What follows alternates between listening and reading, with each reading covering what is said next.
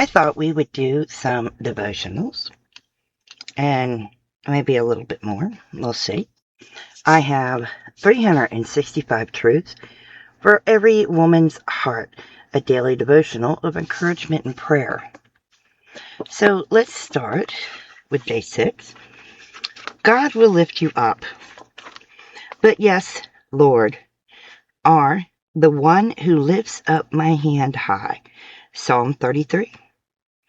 We often go through life with our hearts downcast. We don't even have the energy to try anymore. We feel alone. And then God does something that's beyond our comprehension. He comes to us in infinite love and tenderness. He lifts our heads. When we look down, it's usually because we're feeling shame, sadness, or insecurity.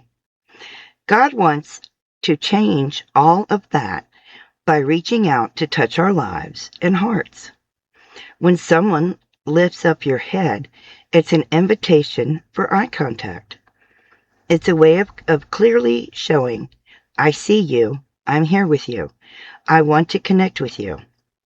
What else happens when we lift our heads? Our perspective changes. We may have been staring at the place where we feel stuck and the difficulties right in front of us. But when we look up, we can see God is in that place with us. We can even dare to look over his shoulder and catch a glimpse of the future he has for us. We know we are going to be okay. Right in front of you is a Savior who wants to lift your head and heal your heart. Can you feel his touch and hear his voice? Both are full of love for you. Wherever you are today, he's with you. God, I trust that you see me, you understand, and you know what I need.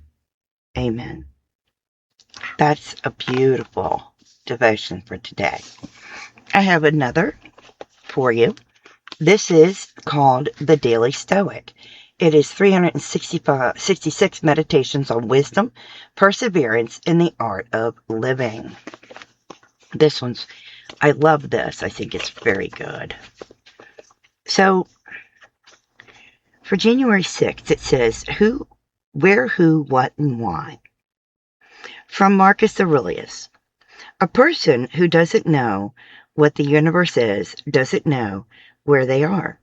A person who doesn't know their purpose in life doesn't know who they are or what the universe is. A person who doesn't know any one of these things doesn't know why they are here. So what to make of people who seek or avoid the praise of those who have no knowledge of where or who they are? The late comedian Mitch Hedberg had a funny story he told in his act. Sitting down for an on-air interview, a radio DJ asked him, "So who are you?" In that moment, he had to think, is this guy really deep, or did I drive to the wrong station? How often are we asked a simple question like, who are you, or what do you do, or where are you from? Considering it a superficial question, even if we consider it all, we don't bother with more than a superficial answer. But gun to their head, most people couldn't give much in the way of a substantial answer. Could you?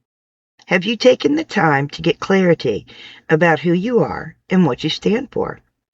Or are you too busy chasing unimportant things, mimicking the wrong influences, and following disappointing or unfulfilling, non-existent paths?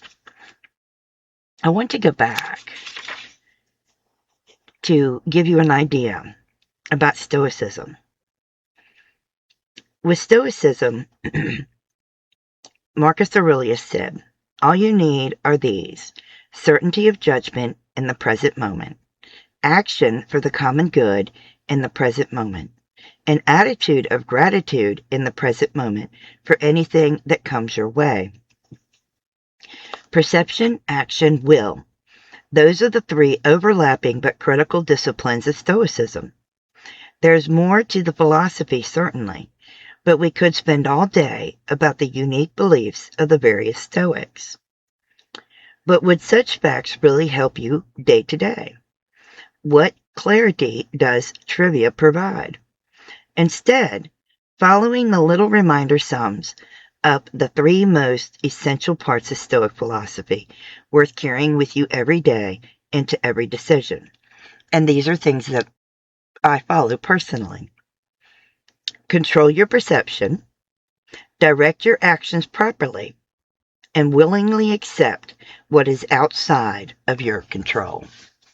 And those are things that you should always do. So basically, it's like the serenity prayer. Control the things you can, recognize the things you cannot control, and be willing to accept those. So, yes, I am a follower of Stoic philosophy, and I am a Christian. Now, let's go on to this day in history for January 6th. In 1838, Samuel Morse unveils the telegraph, revolutionizing communication. In 1799, frontiersman Jedediah Smith is born. In 2021, the U.S. Capitol riot. In 1777, George Washington sets up winter quarters in Morristown, New Jersey. In 1975, Wheel of Fortune premieres. In 1975, more than 2,000 Led Zeppelin fans trash the Boston Garden. In 1994, skater Nancy Kerrigan is attacked. In 1066, Harold II is crowned King of England. In 1412, Joan of Arc is born. In 1996, the blizzard of 1996 begins. In 1912, New Mexico joins the Union. In 2001, Congress certifies George W. Bush the winner of the 2000 elections. In 1759, 2 future presidents marry respective sweethearts. In 1919, Theodore Roosevelt dies. And in 1941, Franklin D. Roosevelt speaks of 4 freedoms. In 1971, the Army drops charges of My Lai cover-up. And the last one is 1942. FDR commits to biggest arms buildup in U.S. history. Now, let us go on to a couple of words. The first word is chapbook. C-H-A-P-B-O-O-K. That is a noun. It is English, early 19th century. It means a small book or pamphlet of a kind formerly sold by chapmen, containing popular tales, treatises, ballads, or nursery rhymes. A sentence, the local library hosts an annual chapbook fair for emerging writers. Our next word of the day is a little harder to say. Let's see. Hamartia. Hamartia. It is a noun, Greek, late 18th century. It means a fatal flaw leading to the downfall of a tragic hero or heroine. Example in a sentence. Hubris or excessive pride is often depicted as a hero's ultimate hamartia. Well, that makes perfect sense to me. And I'm going to find you an inspiring quote. Today's quote comes from Twyla Tharp. It's on motivation. Discipline morphs into habit. Discipline morphs into habit. And let's see if we can get you one more. I'm looking for one. All right. This one comes from Carl Sagan, and it's on love. Every one of us is, in the cosmic perspective, precious. Every one of us is, in the cosmic perspective, precious. So I love those. I think they're awesome. But if you like this, make sure you give it a thumbs up and let me know what you think. If you want me to continue doing these, I sure would like to know. In the meantime, please stay safe. Be kind to one another. Happy yarning. Bye now.